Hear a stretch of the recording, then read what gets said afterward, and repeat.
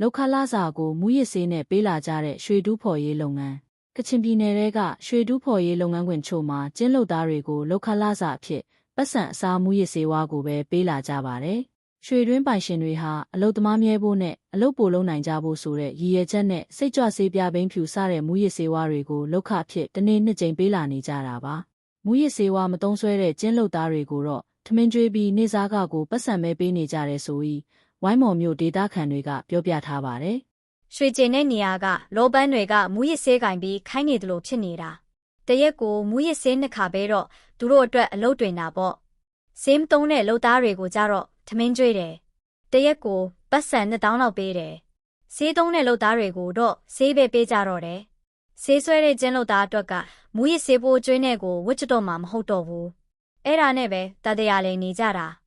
စစ်အစိုးရအာဏာသိမ်းပြီးနောက်ပိုင်းမှာတော့ကချင်ပြည်နယ်မှာစစ်ပေးရှောင်သူတွေများလာသလိုရွှေတူးဖော်ရေးလုပ်ကွက်တွေဟာလည်းတစ